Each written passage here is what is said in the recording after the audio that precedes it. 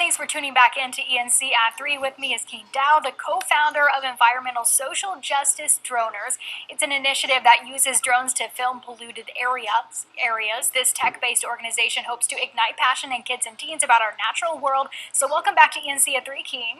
It's great to be back. Of course, yeah. We first had you on just to talk about your group. Environmental Droners is what it was called at the time. Now you've shifted the name a little bit to Environmental Social Justice Droners. You've been very busy this summer. First of all, let's talk about the camp that you just finished. Yes, ma'am. So we did the turtle camp where we basically served underserved youth and taught them about nutrition and physical activities. And then upcoming we have drone camp that starts August 7th, 8th, and 9th, where we teach underserved youth in Wilson how to operate drones, and then how to go in careers with drones, and also technology skills. Awesome. So you finished Love a Sea Turtle Camp, right? LAST is the acronym there. And then coming up early next month, as you said, you have a camp where you're teaching students how to use drones and environmental droners. Explain that name for anyone who didn't watch our last segment. Environmental droners is a name that I don't think we hear a lot. How do you use those to help the environment? So Environmental Droners is basically an initiative where we utilize drones to film polluted areas within our environment.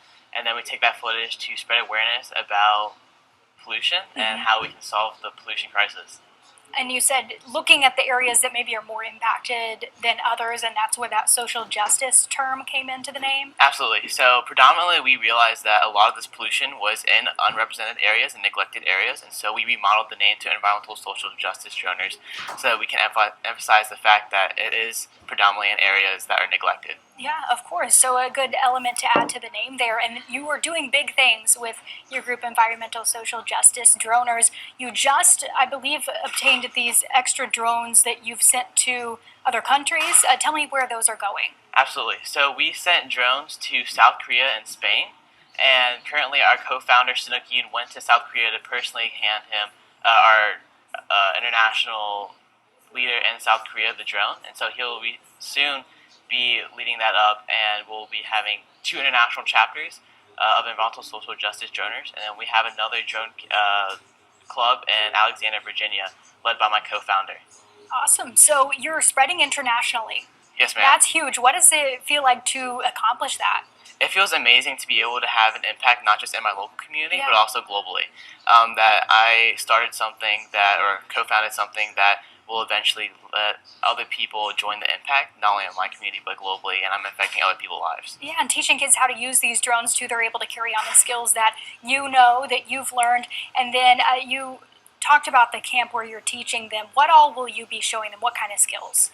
So we'll be able to teach them how to fly drones and use these drones for technical skills, and use them to get into jobs that probably weren't accessible to them before our camp. So we're just trying to teach them technological skills that some kids are privileged to, while these kids are not privileged to that. Awesome. And you're also up for an award, right? Yes, Tell me about that. So I'm up for the Global Student Award, which is basically a student that this organization thinks has done a lot for the community. Yeah. So, which you have.